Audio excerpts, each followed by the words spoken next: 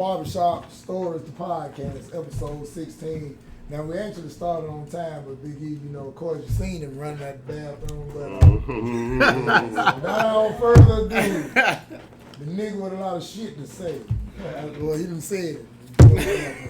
All right, yeah. Give it up for the legendary actor, comedian, script writer, lover boy, goddamn dancer, that nigga's a dancer. He danced with the Nutcracker when it comes to the 60 song during the winter months. So without further ado, give it up for Big E.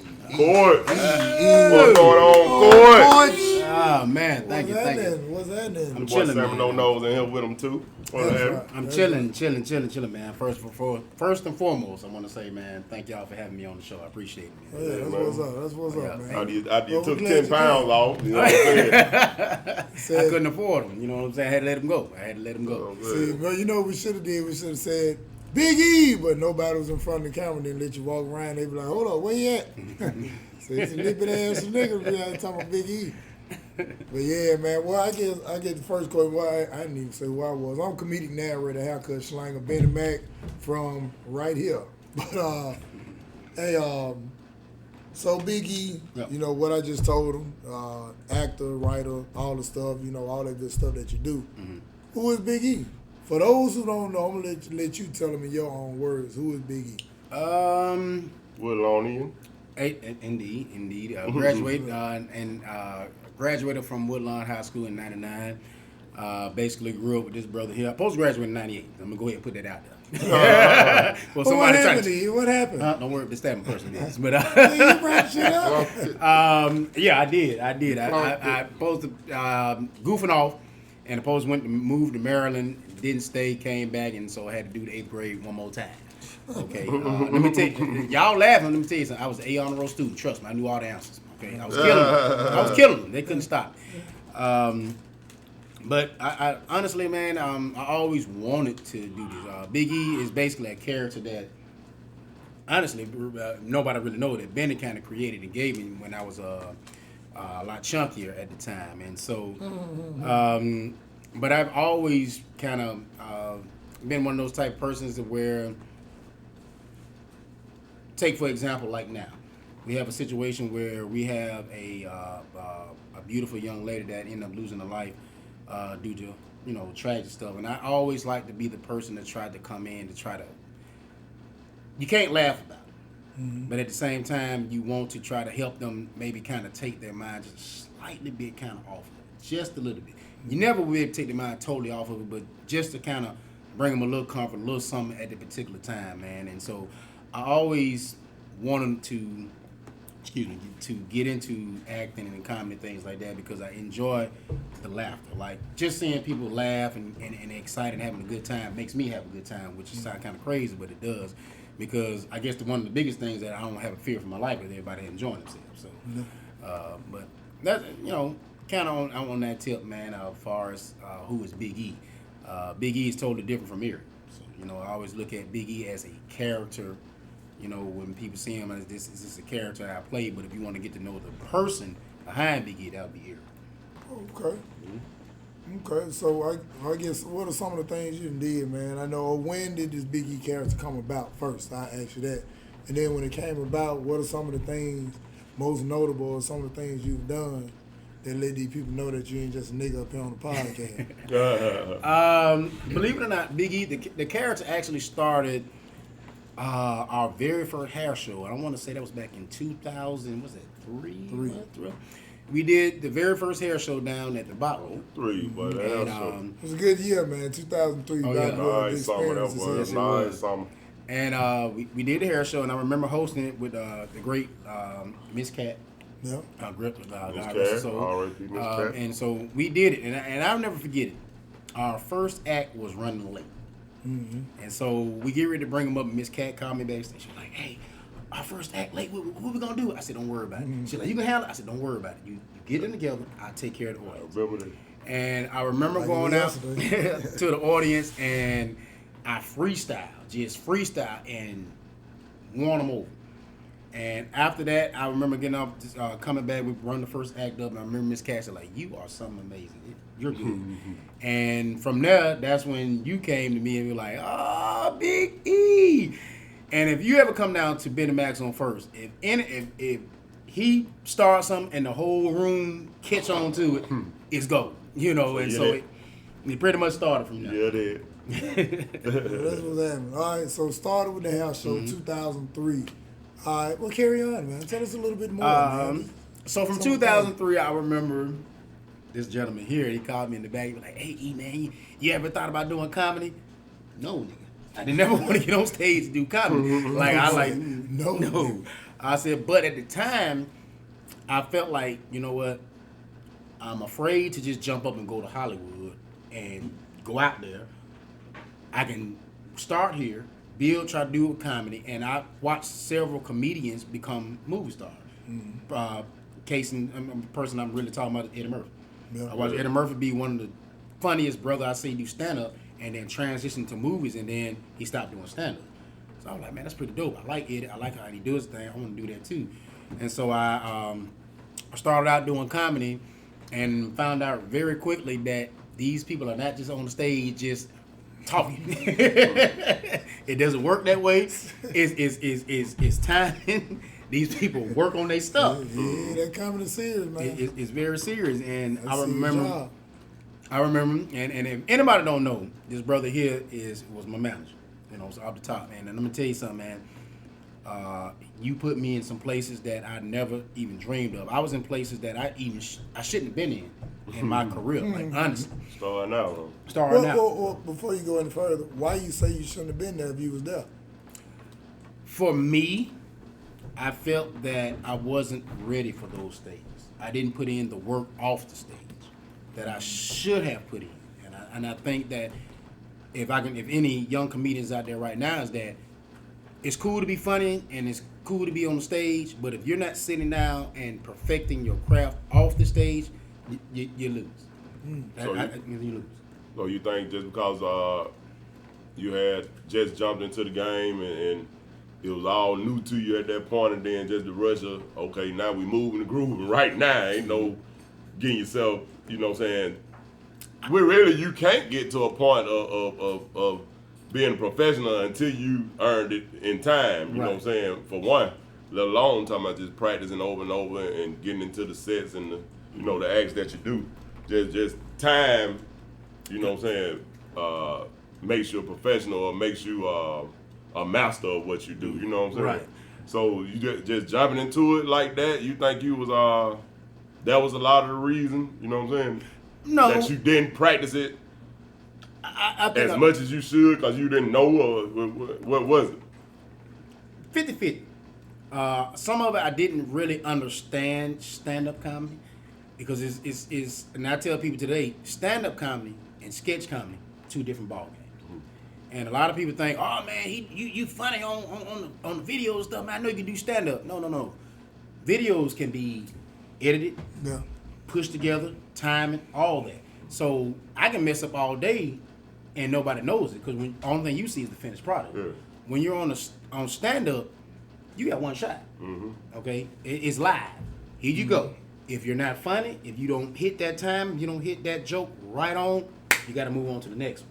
And so with me, what was going on with me at my time, I had some things going on in my personal life that I let take more control of my life instead of saying, you know what, let me use this. Let me put this into my comedy. Let me work on my comedy and do my comedy and make it work for me. I did it somewhat when I came out with this comedy album called Biggie Therapy. That was fire too. That was a hard. I still got a copy of that Biggie Therapy. I still got my first copy of that Biggie Therapy, man. That's a classic. Yeah. And it started off, and that's the kind of started off with that, and that's what one of those kind of take some of your personal life, but you added it to make it funny. And I kind of did that, but I never grew from it. Yeah. I think the biggest thing with stand-up comedy is looking at that tape, good or bad. Yeah. You know what I'm saying? Good or bad. And when you do that, you can see, because most of the time, believe it or not, the best jokes are the bad ones that you did. Those are normally the best ones. What you mean by that? Explain. Well, okay, a lot of times, Best jokes are the bad ones. a lot of times, most of the good jokes start off and they come off bad because you didn't put them together. You know what I'm saying? That's normal. Complete. Exactly. That's normally the biggest problem. It's like you'll set it up and you get the audience and they're quiet and then, what you got? And then, and man, that's That's it. how you ended that. That's it. Oh, boo. And, you know, and so those are the jokes you go back and look like, man, why did that didn't hit, man? Man, that's crazy. And so those are the biggest things that I didn't do during that time, and then it hurt a lot. And so, but you know, the old saying is hard head make a soft ass, man. I was my shit was putty. Believe that. Believe that. And so, but that was one of the things that kind of stopped me. It wasn't that I was arrogant. I felt that I was just good at it. Some reason I just felt like if I get on the stage and it be fresh to me and funny, it's gonna be that way with them. Mm-hmm. But I didn't realize that right before you get ready to take the stage, you're gonna be nervous as hell, and it's not gonna come off that smooth. Is that unless you kind of already have, you know, okay, this is my lineup, this is what I'm gonna do. You know, I don't know nobody in entertainment. Well, anybody in entertainment that says you don't have pregame jitters though. You know, from right. from singers to actors to professional athletes I've seen say it. Here's the difference. Yeah. Pre-game jitters is natural. Yeah. Without anything to run with, that's when you lose. Uh-huh. I didn't have nothing to run with. I got You know, right before a singer sing, they're scared to death, but they know their song. Yeah. You know your song. They here to see you, so you know your song. You know you got. What the problem was with me was, I get on there and I got pre-game jitters because I ain't got no material. I'm trying to freestyle. Yeah. No, I so got you. Exactly. And so now, when you start to get stuck,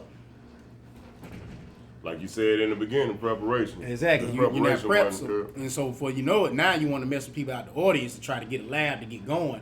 And a lot of times, people when they pay their money, I'm not here to get cracked on, man. I want to hit jokes, not to beat a joke. So what y'all think about? I know both of y'all, you know, have done comedy and do comedy, and plus as well have various YouTube webisodes and different things about coming on the internet. What you think about? I've heard Bennie take on it. What you think about the guys that's like, okay, bam, I got a viral video.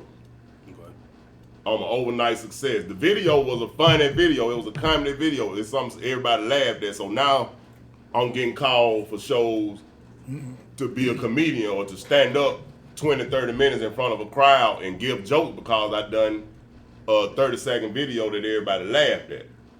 What you think about, you know what I'm saying, the people coming into the game that way? Because I feel like personally, a lot of them dudes are underprepared, just like you said you were, because the game took off so fast for you. Because you know what I'm saying, you jumped in there with Bennie and things started moving fast. What you think about some of them dudes? Because I think some of them dudes, you know, come in the game a little underprepared, bro. If you come in the game underprepared on that level, it's because you didn't do the key thing that said, the off the stage or off the camera work. Yeah. First thing you have to notice, man, if you went viral and somebody, hey man, I want you to come out and do a show, this and that. And I'm like, okay, yeah, I'm gonna do it. And they sell the show off your name. Off the top, they come to see you. Exactly. Period. Off the top, they come to see you. You Now, the headline. Exactly. So now your job is, if the show was not until 2 weeks later, get off your behind, get off that couch and get to a stage. But see, I don't know. I think that's kind of that's a two-sided answer, because you know a lot of times when people making viral videos, I don't think they know they're gonna go viral. Right. You know what I'm saying? And then it's like, boom, you get phone calls and you talking about how much, man, we give you $2,500. They ain't gonna turn it down because they really don't know what they're getting themselves into. Don't even know how to prepare themselves. That's what I was kind of saying about you in the beginning. Yeah. You done watched a million comedians, you done watched all type of shit on YouTube. You don't know how to prepare yourself for a show, bro, if you've never done it. Yeah, you ain't been in that Nigga water. can tell you. Now here's the question: how did y'all prepare yourself to becoming barbers and you never done it? Did you go to barber school? You just have to keep doing it. But You see, fuck some heads up. yeah. Okay, But then. see, but what I was saying is though, but like just think about it. If like a kid Okay. get on there and influence viral, they really don't know. And then, but like see, the difference is I think with us going from the bottom up, you can take them slaps, and then by the time you get up, you're ready. But when you start running up, you get slapped all the way to the bottom. Yeah. Exactly. Yeah, so it's a catch-22. That's a good way to put it. And I'm with you on that, but that's also, I was going to look. Think about some of the top comedians nowadays. Some of them can come and, man, gee, man, what the fuck up, man? I done shit on myself. Ah! It's because ain't gotta say nothing. It's because there's a celebrity and they just into it. You know what I'm saying? So when you get a viral video and it went like that, and they keep coming back, I'm not gonna say that you're gonna go out there and slam the show. No, but you can if you get you a couple of reps in on the stage. For example, if you went and you got a show Monday and you worked Thursday, Friday, Saturday, and Sunday to Monday, you in the rhythm. You feel what I'm saying? Even though you never knew how to do it, nobody never taught you how to do it. You got up there. Friday, let's say Thursday went bad. Came back hard. Friday went good. Saturday, Sunday, somewhat. You know what I'm saying? Now come Monday, you tab all those days and you done it for a couple of times. You got you a little rhythm. Now I'm not gonna say you're not gonna be probably great, but also you play the good 5 feet. Right. You're finding your way. Exactly. You're finding your way. You know what I'm saying? But like I said, it also goes into kind of going back doing your homework once you get off the stage, because at the end of the day, I can tell you all day, man, you need to do this, you need to do that, you need to do this. If you don't do it, you don't learn. Yeah. And it's kind of hard to bring all that in. Exactly. You just had a conversation with somebody 2 weeks ago, or maybe that one time, or even if they talk to you 20 minutes before you perform, and you walk out there, you trying to recall material. You can't recall that conversation and everything that person tried to tell you about comedy within that one conversation. All that stuff come over time, like we said. The two guys that come to mind when I think about guys who that went viral and that's hot. Country Wayne, Ha Davis. I could bet you $100 to a bucket of shit. Ask them how was their first show. Them. Ha Davis got one on the Breakfast Club where he was talking about where he had a tough time on the show. But he was realistic about it. Yeah, but the thing about tough times on the show as a comic, that shit can happen when you're big. I remember old legendary Nick Lewis out of North Carolina. What up, Nick? He was saying one time he did a show, saying just did Def Comedy Jam, Comedy View, all that. Say he walking up feeling good, and boo! So he got booed. He said, boy, that was a real life reality check. Yeah. So like you said earlier, that nervous, that's a good thing. Yeah, because it lets you, it makes you want to prepare. Opposed to just walking out there naked. Not saying you can't be confident either. Now, that is a huge factor in comedy. Stand-up comedy. Confident. If you're not confident in yourself, you're going to have a hard time. I'm going to tell you that right off the top. You got to be confident in what you say and what you do and how you present it. You know what I'm saying? And because when you come up there, you believe it, shit, most of the time, everybody else is going to believe it. You into what you're doing, they're going to be into you doing. You get up there, I know, bare hand, you get up there, all right, how we doing? Yeah. You finna, oh, man. And hopefully you don't have a crowd that we used to have here at the shop where you get somebody, yeah. Oh, no, you ain't funny. And you get the whole back, and everybody now is you against them. And trust me when I tell you, if you ain't funny, they're going to beat you. Yeah, and it's still like that till date. Exactly. We try to keep, get people in and out of here, but hey, it's still a good night, but a tough crowd as usual. But for me, always nice place to perform. Oh, no doubt. Mags on first show. It was always crowd always real. It was always good to perform here for me because it gave an extra nervousness. One, because you see these guys. You know what I'm saying? It's always great to see people that come support. But it's also, for me, was to be very nerve-wracking because you like, if I bomb in front of these niggas, it's my ass.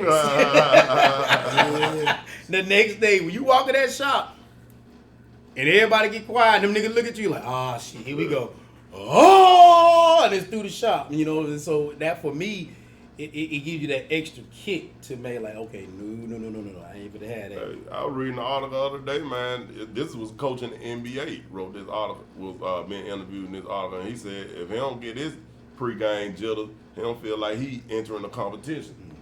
You know what I'm saying? He said that's normal for him to feel them. He said to this day, he said he was a player all the way up through school, college, played in the NBA. Now he's coaching in the NBA, and he said if he don't get jitters, something ain't normal.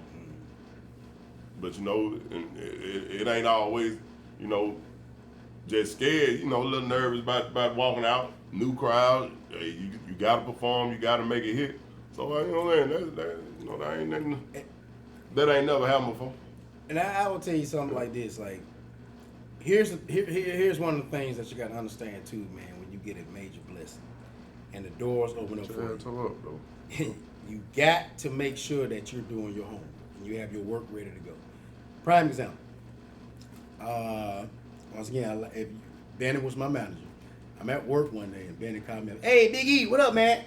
Man, you wanna do the Cat Williams show, man? I can get you to open up. You know what I'm saying? And so I'm like, yeah, man, ain't no problem, man. Fuck it, man, I do it, man. I'm saying to myself, like, this nigga's not finna get me on no damn Cat Williams show. Mind you, this is back, I think about 2005, I believe. Yeah, Cat about was 6. Yeah, about 6. No later than 7, but about 5, 6, 7. It was when Pimp Chronicle came out. Cat Williams was so hot, man, you couldn't put him out with that fire extinguisher at the time. The hot cat. Yes. Yeah. And so, you know, he called me, man, I got you on the show, this and that. No, you see, you're like, man, yeah, I'm get you on the show. I ain't thinking about it, boy. Bennie called me about 12:30. AE, I got you on the show, man. Look at you, got to be there at 5:30. You ever had the shit and your crack get real tight, nigga? Mm-hmm. I'm in there working like, all right, yeah, bet, man. I'm in a hole, man. I'm scared to death. Nigga at work just don't know what's going on. Oh Lord, I'm in that whole job. I'm on my job, and I'm like, I'm putting it down. I'm talking about I got into a sweat to where my manager come out like, you okay? And I'm like, yeah, I'm good, you know. And so I never forget it. I had on some. I was broke as shit, and I you know had on whatever I had on that night. I remember the pants because the pants looked like some aluminum foil type pants. And I got to the building. First person I saw was B Money. So B Money was like, "Hey, what's going on, man? This and that." They were like, "Man," I was like, "Yeah." He like, "You come to see the show?" I said, "Yeah, man. I'm a local comedian, man. I get a chance to open the show." "Oh, you opening?" I like, "Yeah, man. Good luck to you." Like, yeah. Like, I got a shit. Fuck, I'm nervous.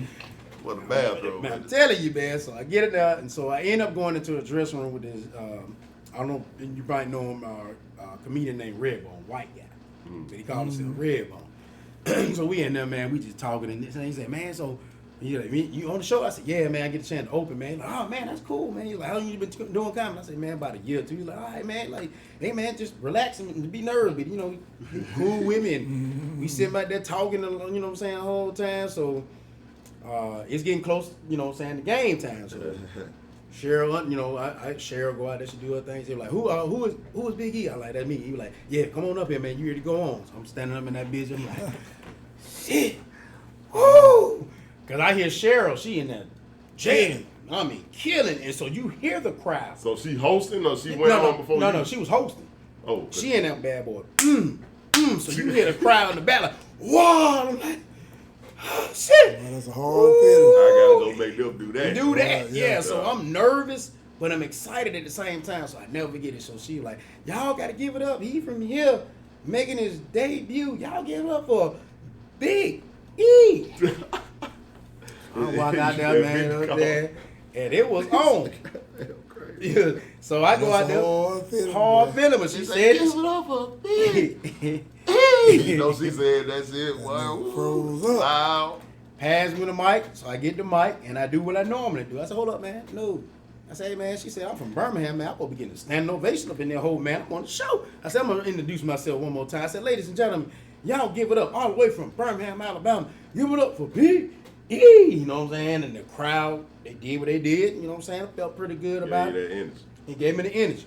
Now, this is one thing that I always felt that I was very good at. One thing the biggest tip I felt in comedy is your first joke should be something that the whole room can relate to. If you can do that, and you capture, you got it. So before the show started, they pushed the stage out too far. Stage is out too far, so people that ordered the seats that supposed to be where the stage at, they had nowhere to sit. Man, they hot. You know what I'm saying? They like, oh, what's going on? The stage out too far. But they got seats, so they ended up having to put some seats on the stage. So I knew that. I said, okay, I got my opening line. So I got up the mic. I said, man, let me tell you something, man. I said, bro, I done did a lot of shows, but this is the first comedy show I ever seen where these niggas done sold some seats they don't even have. What the fuck? The room floored. It was over with. Because you get that feeling, it's pretty much water going down at that point. And they knew exactly what I was talking about. It happened. They saw it.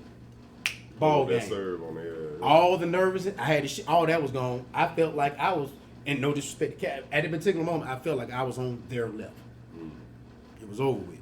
And I went into the beat, and a young lady was on the stage, and she was like, hey, I can't hear you. I'm like, what you mean you can't hear me? I'm like, I can't hear you. And so they had to see, like, you need to turn that speaker.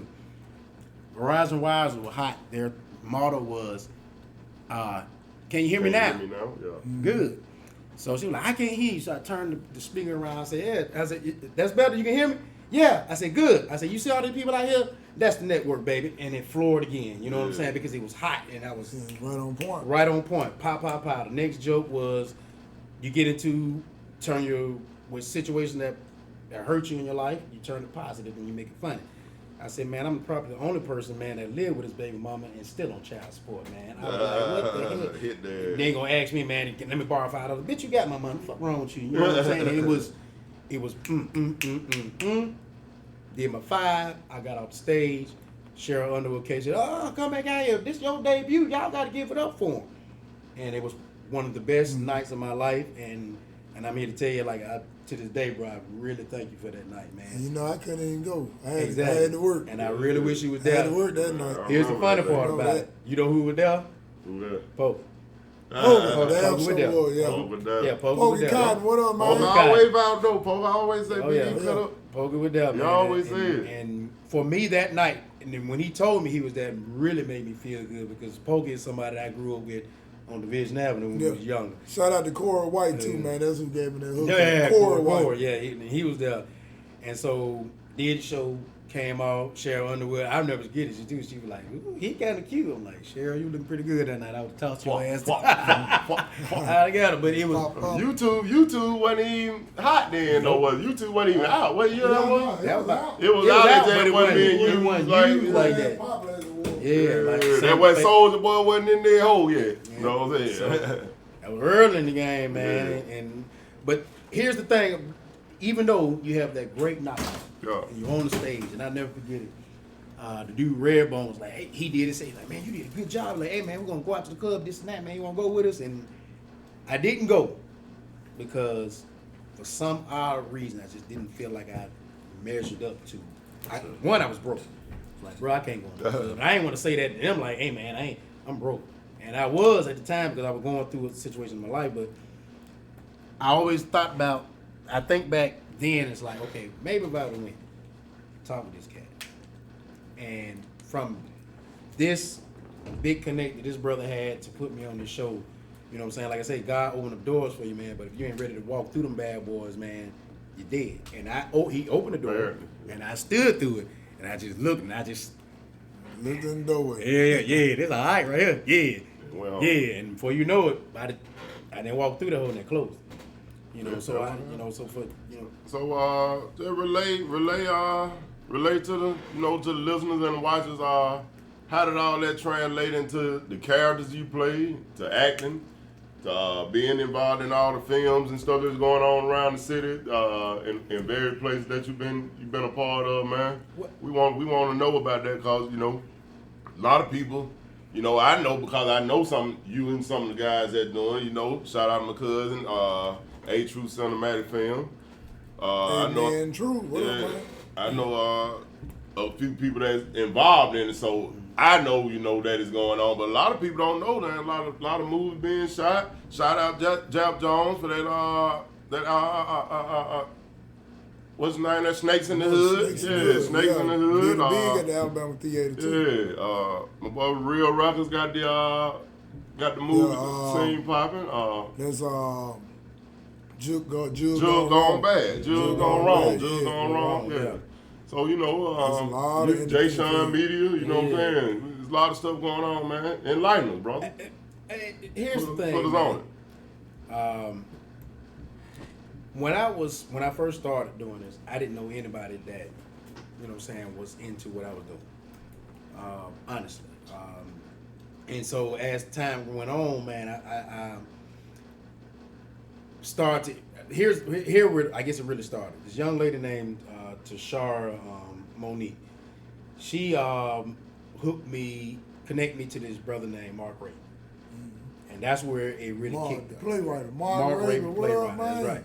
She introduced me to Mark, and I remember I played this like pimp role, which I'm going to get into, which created both of my characters came from this brother, believe it or not, from his plays. And so we did this one play, and I played this pimp role, and I actually can't remember the name of the character, but I'll never forget it. I learned about. I basically, a lot of people go to acting school and pay money. I got a lot of acting school for free.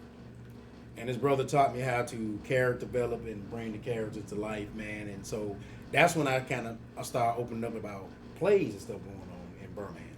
Like you got the Encore Theater, which is black owned. You know what I'm saying? Right there in Roebuck, right on the Parkway, man. Mm-hmm. Right behind where the old post office used to be at, man. You know, a huge theater, actually just remodeled. I mean, you got to look nice. You know, that's where you can go audition if you want to do stage plays. Of course, you got Encore Theater. Encore Theater, yeah. Encore.com. You can check them out. They're on Instagram as well. And of course, you got Red Mountain Theater, those type of joints. So you really have to kind of, if you're into it, it's there. You know what I'm saying, as far as plays. But anyway, getting back to my point, man. I met Mark. And like I said, he taught me about character development. And so, like I said, I played this pimp in this. I won't say so much pimp, but I was like I was dating a chick and I treated her like shit. And so I pretty much felt like I was all that. And so I took that character and actually came up with this other character called Teddy Long. Same type of attitude, real into himself. You know what I'm saying? But the difference is, instead of him treating women bad or disrespecting, like, oh, bitch, get down and do this and that, he glorified women and make them feel good. Mm-hmm. You know what I'm saying? And so that's the character, nigga, with all that. You're a reverse pimp. Exactly. You're a reverse pimp. Hey, you gotta keep it moisturized, baby. You know what I'm saying? and so I got that. Reverse pimping. Right. And so I got that character from him. I was just doing it. I got another character, Coach Wesley, who everybody pretty familiar with, is the coach. Cool. Coach Wesley actually generated from Deacon Run. And I never forget it. I called Mark up. I said, hey, man, do you mind if I take this character and make it my own? He was like, brother, you got my blessing, do your thing. I said, bet. So I took the character and I changed the name. So I developed a voice like, hey, look at, hey, Mac, hey, this is how we going to do it, Mac, all right? And so you get the voice. And I thought about Deacon Runner. What the name of that play was? The name at the time it was These Three Words. These Three Words. That was the name of the play at the time, and so I took that character, and then I was like, okay, how do I want to make him big? Because in the play when we did it, I had him. He had a big stomach and he had a limp leg. He couldn't walk. I didn't want to do that because that's too hard to do. That's a lot of work to have keep that leg straight. So I was like, man, I'm gonna have his legs. I'm gonna be able to walk. And the person that came to my mind that would tickle me to death was, and you all know him, if you went to Woodlawn, you know him, was Coach Critton. If you ever saw Coach Critton, and if you know what I'm talking about, he used to wear them shorts, the bitch would be up on his stomach. Coach had that, he would, hey, Coach built bad, but Coach would talk shit and will fight your ass. Tell us about he will fight your ass. And so Stomp a little bit on your ass. And so I was like, you know what? That's the look I'm gonna do. He gonna be a coach. I'm gonna have the shorts up. He gonna, I'm gonna put him with dress shoes. But I decided the referee outfit really, it wasn't so much made to be a referee outfit, but I was like, since I'm gonna have a Wilson or something, I had a white shirt. My partner Buck was like, hey man, you know what would be cool? Why don't you put some electrical tape on that? And so I was like, generic, yeah. So striped it on now, and before you know it, it was like, okay, cool. So that's when I decided to get the little flag, put it with it, and I'm like, okay, this is pretty dope character. You know, he was almost like an uncle that gonna say whatever. Like this, that nigga gonna come and say, oh, he ain't got no filter. Cold hell. You know what I'm saying? So, Cold hell. You always in the character. Like Big E, I ain't here no more when you put that goddamn Courts. motherfucking shirt on. He gone. And that's one of the things Mark told me. He was like, you know, when you're in character, you stay there. Whenever if you're still in the outfit, if you're still there, that's you until you take it off. You know what I'm saying? Right. And so that's how I always been. So like if I'm there, that's it. If you see me in the Teddy Long giddy up, you're gonna get Teddy Long. Look here, baby. Pay no attention to the two gentlemen on the side because I like my women. Moisturize, baby. I'll drink to that, Sammy, baby. And you know, and so it's just, get in the character, you stay there, and that's what you do. You know what I'm saying, man? We're not doing, man. But coming into doing the movies, which was funny, is that at one point I just shut it down. Like, man, I'm not doing it because I really wasn't progressing due to my own lack of just not doing what I'm supposed to do. And so I stopped for a minute. And so this is, like I say, man, it's funny how God worked for me. It's like, he put me through trials and tribulations, man, but it's like he always keep that room of opportunity open for me, man. It's like once I stop bitching and go on through it and do what I'm supposed to do, man, I'm gonna be okay. And so I was sitting at the house one day, and so I get a call from this guy named Jay Sean. He hit me up, he was like, on Facebook, he was like, yeah, man, what up, man? I had seen this sketches you do, man. I saw the Bennie Mackinum show. That's when me and Bennie, we did, me, Bennie, Felicia, what's up, Felicia? Yeah, Snake, you know what I'm saying? We had quite a few. TRT. TRT, Bit, yeah. And so he saw that when we did on the thing, and he was like, man, yeah, man. He was like, I got your number from Tashar. And he was like, man, I really want to get into start shooting some of that stuff, and I like what you're doing on there, man. I like your skill set. So he was like, and I had told him, like, man, I ain't really doing it no more, man. I ain't really fucking with it, this and that. And he was like, all right, man, you know what I'm saying? But he was like, if so, get back with me. So long story short, we move on, man. And I remember I told her, I said, man, I got a sketch in this character I want to do for a skit. And so he was like, cool. And so I remember calling Felicia up. And I'm kind of fast forwarding with it. I remember calling Felicia up. And I was like, hey, Felicia, I got a sketch I want to do. And I had it kind of written out about me picking her up. Because that's, I think, Uber kind of came out. And it was kind of bumping. It was at the time. And so I was like, man, I got a sketch that came up with what I want you to do with me. And I had this little bitty ass car, a little bitty Corolla, and that bitch was ragged as hell. Like, I didn't have no. I had to open the door from the outside because I ain't have no handles on the inside. Like literally, the whole was ragged. And so I was like, okay, Felicia's a plus size woman. And I'm like, man, this would be funny. And I remember us shooting it. My name, my first time doing the sketch, I'm like, yeah, I ain't had this shit planned out. Man, we shot so many goddamn takes. And I remember Jason was like, okay, look, y'all got to sit down and kind of put this together. Put it together to make it work. And so get that treatment together. We lined it up, and really, honestly, to be told, I think Felicia kind of more so lined it up perfectly to where it ran well. And once we got it down and shot it, it ended up turning to be one of the best sketches I have ever produced. You know what I'm saying? Ever. And then that came about by me meeting this brother named Jay Sean Media, which we talked about earlier. We put it together. When I tell you the brother is bad editing, man, he's off the charts with the editing. And so when he finally put it together and put it out, and he sent it to me, he said, man, what you think about it? I said, boy, you fine. You had the right music and everything with it. I mean, you fine with it. And like I say, it turned out to be one. He discovered you on the Bennie Mackinum show. On the Bennie Mackinum show. Yeah. And you just into what you're doing, man. When you're into what you're doing, it's gonna always look good. That's what time it is, man. So from now, man, I went did some more sketches, and I came up with another segment where I was like, okay, I want to show a part of me, but not in the character. Yeah. You know what I'm saying? I don't want to be with the dress or the wig, anything. I want to give it me. And so I was like, okay. And I wanted to make sure, and I wanted to incorporate Mac in something because we work well together. So I was like, man, it would be a good thing. So I came up with this thing called the Fuck Nigga Files. Yeah. That Fuck Nigga Files be fun. And the Fuck Nigga Files for me was always them shit like, man, that's a fuck nigga move. Why the fuck would you do some dumb shit? And so my very first one was like, cause I'm used to getting dissed in the club. I'm used to that. I'm used to getting pink slips. Like, hey, look at it. I know when it coming. They're like, okay, this bitch finna trip. Okay, I'm gonna go roll. And so I said, persistent. you know, Persistent, man. yeah, persistent. Get the drink thrown on your head, you know. and so I like, okay, I'm gonna do this. So I'm like, man, I'm gonna get it where a girl's not interested in me. And so at the same time, when she get ready to holler at somebody else, I'm gonna fuck that shit all the way up. All the way, nah, bitch, it ain't happening. You know what I mean? And so,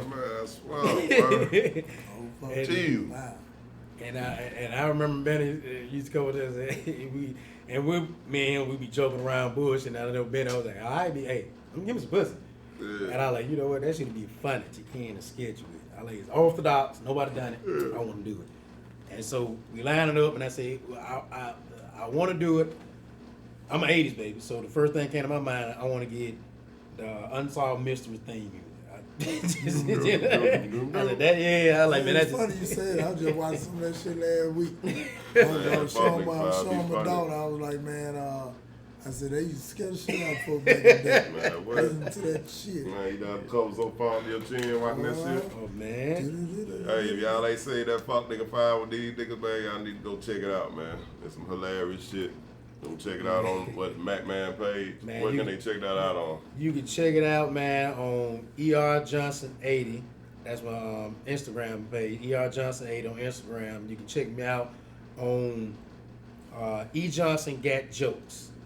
That's my fan page, and you can catch all the sketches on there. But if you want total access and everything, log on, subscribe to my YouTube page, Johnson Gat Jokes.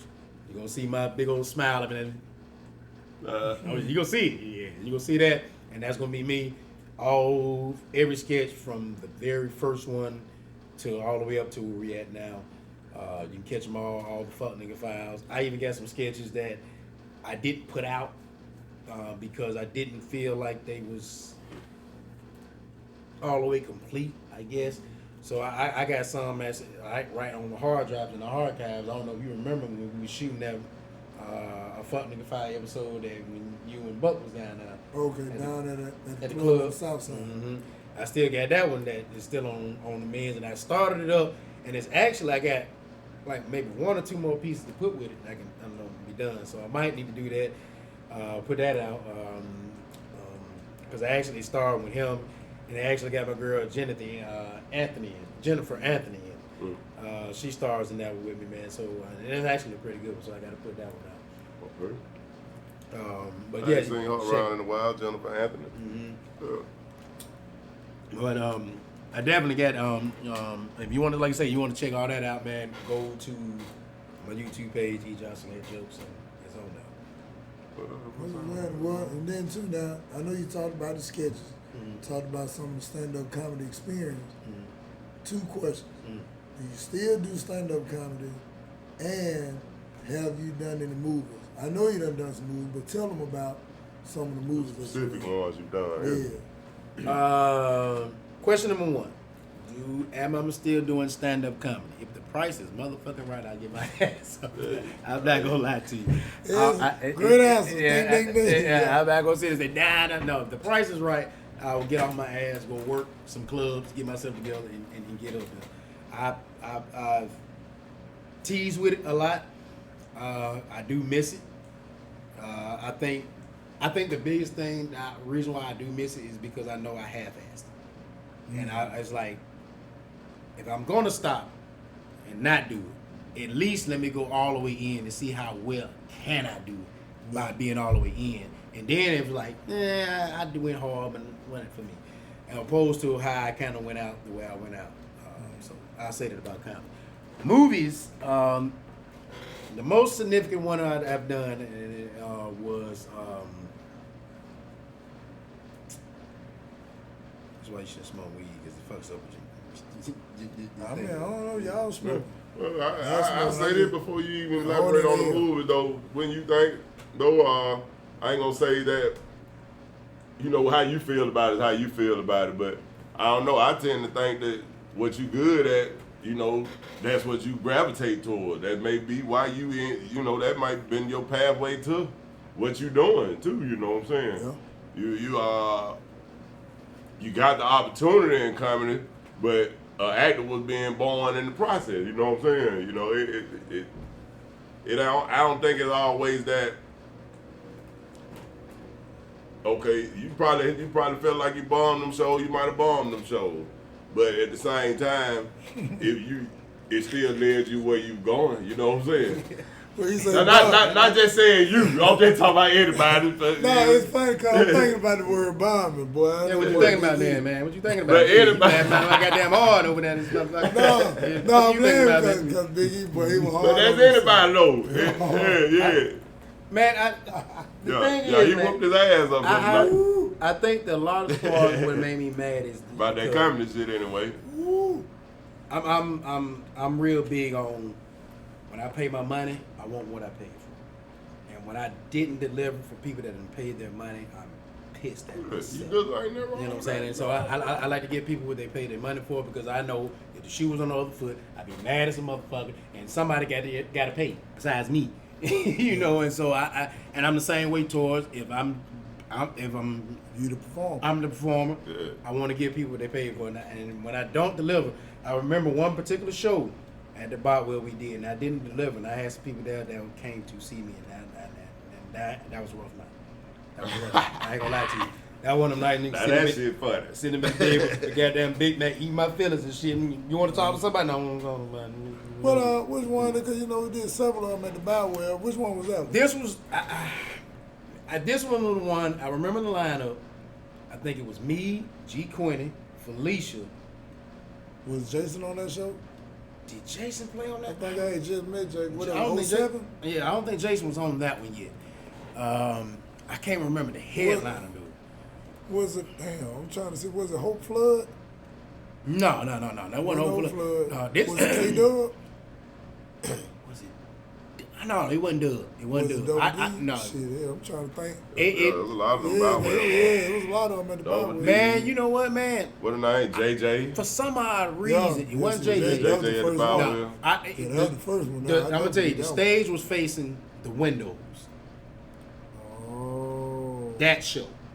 Now I remember the one that where the stage was facing back towards and we looking towards the window. That's the one with Doug. That show. So I'm talking about it was facing. We was the stage. JJ, they were facing the back wall when you come in. Exactly, back wall. So for some odd reason, I want to say that it was. I really want to say that it was. Sir Walt, they was the same way. Yeah, the same way. Yeah. It wasn't Walt from Mobile. Mobile. Come on, man. No, it wasn't Toulouse. That's what I thought it was. No, it wasn't It Toulouse. wasn't Toulouse? I don't even No, think Toulouse around. ain't never brought Toulouse to the Bow. Okay. Before Toulouse. Damn, you know, it made me go back and look at the archives on that one because I remember it. I just don't. I There's remember been so many of them at that Bow. because it was like I went up first because I was feeling myself, and I started off good, but it was a long night. But anyway, it was me. I went up first, then Quinny, then Felicia, because I remember Felicia, she threw down that night. I remember like she was damn down. She was started that motherfucker, but I just cannot remember who headlined it, man. Like that is a blur. Yeah, I'm ready to go through that archive. Yeah, that is a blur. Yeah, it is. You got damn shout out Big E for being the most honest nigga ever. Yeah. Everybody ain't gonna admit they ups and downs in the game, but it happens to the best of them. Don't find niggas shit. Shit, it's all been now. You still doing shit though, and you still moving around, got shit flowing. Where do you see yourself going from here? Like I say, because you got a lot of experience. You did a little acting. little sketch writing, little acting in the sketches, different movie roles, different small movie roles, a whole nine. Where do you see yourself going from here? That's the thing I'm thinking about is like, I have a web series that we're getting ready to shoot starting in November. Starring my girl Felicia Ellison and this young lady named Brittany Lynn. Brittany, what up, Slam? She's seen advertising before. I'm gonna tell you, man, that young lady's an internet juggernaut, man, and she's on the way. But the thing is, I want to do with this is like me and Jay Sean talking, man. Let's take it from. It's cool we do Facebook and that and put it out there, and that's cool when you get the views. But man, what does it translate to? Like, man, you got Tyler Perry who built this studio that's bigger than the world and shit. Mm-hmm. And you know what I'm saying? And so we're like, man, hey man, we let's film this, let's shop this. How come we can't? Like shit, they had to shop their stuff to somebody. So it's like, how come we cannot go to the table and say, hey man, we got a product here. This is what we bringing, and convey that to the actors. Like, hey, this is an opportunity for everybody. You know what I'm saying? Because they might say, we don't want to shop, but we like her. How we get in touch with her? And I'm just the type of person, man. That's what we're doing. Hey? We're all into this game. We're seriously doing it. If they want this particular act, hey, this is how you contact it, this and that. But we still work. Yeah. You know what I'm saying? That don't mean we stop working because somebody else take off. But we in it for the opportunity. Exactly. We all in it for the opportunities, man. And like them young niggas say, you pray that the person that they take remember the people that help, and there's still the grind. Like, hey, look, I got an opportunity, such and such. But if she does come back, you also got to remember that you still got to be working. Because if you stop, if she stop and you come back and she be like, hey, I got it, and you be like, you're going to be, deer in headlights. You ain't got nothing to work with. So you stay working, man. So my next step is, I want to go to, whether if it's the Hallmark channel or, you know what I'm saying, like, man, hey, man, whether you start here, but it's like, we're doing Facebook. We get, you get views, high views, you go viral, this and that. That's cool. You know what I'm saying? But, like, I want to now kind of take the next step, and also at the same time, it's like, hey, man, this is our product. We own this. You know what I'm saying? Right. Successfully monetized. Yes. You know what I'm saying? We own this, and let's get some money, because I think Tyler Perry said, one of the things I remember him saying, just off watching, going through the Facebook or whatever it is, that own your business. These people will pay big money for your bit. Own your stuff. You know what I'm saying? Somebody sent me a clip of Jason Weaver. He did the soundtrack of Lion King. Mama bad with it. I'm telling you, his mama deep. So they were like, they offered him $2 million to do the Lion King. And so they were all excited that he's saying, he was like, man, his mama came and said, hold up. That's all he get, period? That's it? She was like, yeah. You know what I'm saying? $2 million, whatever. Now, remember, they got to pay taxes on the $2 million too. So she was like, nah. Because, you know what I'm saying, Disney with them, they bring it back out, this and that. She knows something. Yeah, more money to be made. Long story short, she signed a deal, $100,000, and got residuals for life. Yeah. So that new Lion King that just came out, he get the check, and it goes up. Mm-hmm. You know what I'm saying? It's re-released. So, wow. Okay, so they did this in the old Lion King. Yeah, the very first one. The royalties. Okay. Who are these people now? That his name. Jason Weaver. He played. He was the young Michael Jackson in the Michael Jackson story movie. Okay. He played him. He was in some more stuff I can't think. But that's an interesting point. Right now it's like, man, he ain't got to work. He make money, but it's still a good check to come in. So, like, that's the kind of somebody was handling the business though. Exactly, and that's the step that I kind of want to be on. Like, hey, man, I want to get to the point where it's like, okay, we've done this, and we can still make money. We can still eat off this. My kids can still eat off this, man. That wealth we can pass down. People know I did this. You're right. In my regard. Let's see, that also goes back to what you were saying, the way you started, humble beginnings, and had an opportunity to experience the ups, the downs, the mid, the lows, the quit, the comebacks, the So when it do come to that point, I don't think it'll be difficult for you at all. Yep. And so, yeah, man, that's where I want to see this thing going because well, Undercover Redemption, that's the name of the new series we get ready to start shooting in November, is that for me, I'm on the other end of the camera. You know what I'm saying? I got a chance to co-write, and I get a chance to co-direct, and this is one of the greatest things that I love about acting and doing is, you ever think of an idea? Think of an idea. Like, man, I'm gonna do this and this and that. It is so cool to watch your idea come across the screen. It's like, damn, that's my vision. I'm seeing this shit. It's always so cool to me. When I do sketches and I watch them, like, damn, I'm in my mind, I'm watching. And then it's the most exciting thing. So being on the other end, I'm trying to see, like, damn, am I going to enjoy more writing, directing, more so than acting? Maybe. Naturally evolving. Yeah. So I'm really looking forward to doing this on this end. So. Naturally evolving, man. Just like that comedian to actor, man. I know we've been getting ready to wrap up. I want to just ask y'all. I seen the advertising. This is the one with Felicia and the girl you said. Yeah. Brittany Lynn with the police badges. Yeah. Oh, okay. Well, just quickly, what's it gonna be about? You know, Undercover Redemption. Is name? Yeah, Undercover Redemption. It's actually going to be a action dramedy, I guess you want to say. Drama. You know what I'm saying? Because Dramedy. we're gonna give you more. We're gonna give you some of a bad boys feel out of it, man. So we're gonna give you some action, of course. But at the same time, man, I want to pull some emotions from both of my stars, because they're both good at being funny, but I also want to bring that emotional side out of both of them. And I done seen Felicia. I've seen the other side of Felicia that some people ain't seen. Like Felicia can throw down on that. Yeah. You know, ain't nobody really seen, but Felicia can throw down. I seen them sketches. Oh yeah, Felicia can throw down. And so shout out and tell that bitch I'm married. You know, she cut up. She look like she finna ride just twist still ass up. Goddamn. For real. She that's where it's kind of be. So like it's gonna have you on the roller coaster a little bit, man. We're gonna make you laugh, but at the same time we're gonna make you think. You know what I'm saying? We're gonna take you down, man. So.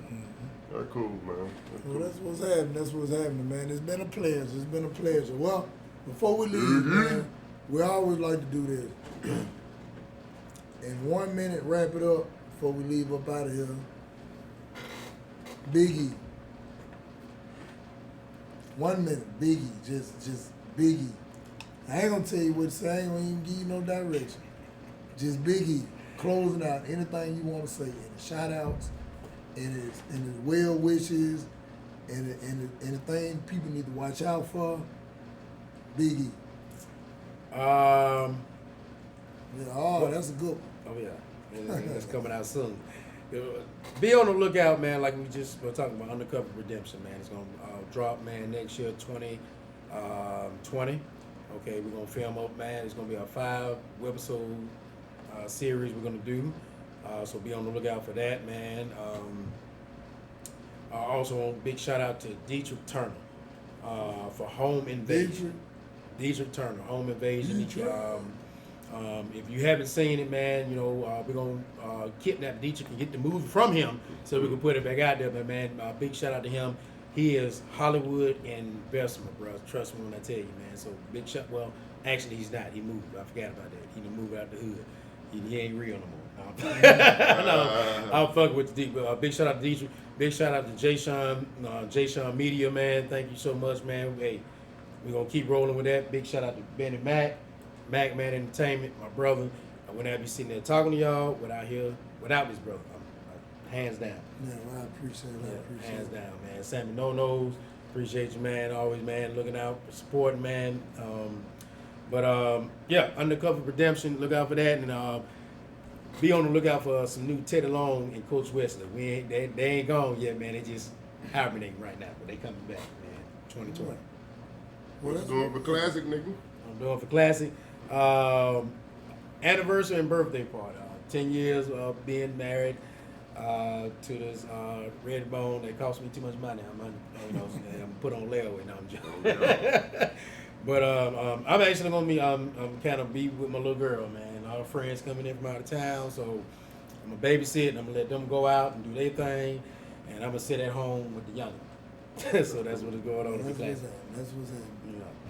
Well, that's what's happening. This has been another great episode of Barbershop Stories podcast, episode 16, with legendary, independent, legendary comedic actor, all that stuff that fall up under actor, writer, the whole nine. Big E. Big E. Big Easy. Big E. What's up, Dave? That's right. Hey man, I got to say this too. Day. Right now, is no show in the month of November, but it's gonna be something just a little bit better. Some of the 4th I be 40, not 40, 40. So in the part is called 40 for the first time. Mo Forehead in the Face comedy show, all in the same night. That's gonna be December the 7th. So that podcast, December the 4th, gonna be a special one because it fall on that Wednesday. Then December the 7th got Mo Forehead in Face 3, the comedy special that's gonna be at the Barbershop. That's gonna be my special stand-up live band. I promise it's gonna be epic. I'm telling you, you're not gonna know you're in the Barbershop. Then the after party is gonna be at Roost Place. That's gonna be immediately. I can't even say the word. Goddamn, right after the motherfucker. It's gonna be right after the comedy show at Roost Place. And once you buy the ticket to the comedy show, it gets you into the after party too.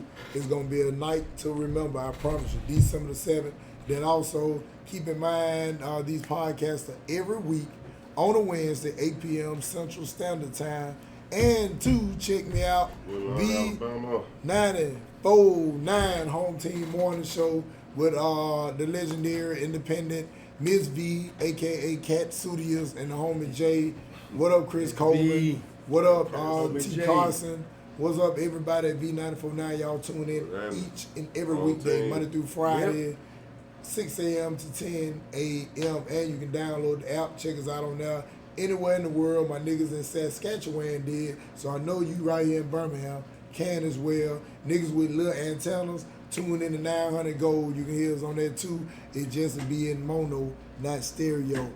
Barbershop Stories, the podcast, episode 16. Been a great one. We'll see you next week, and we're out. Yeah.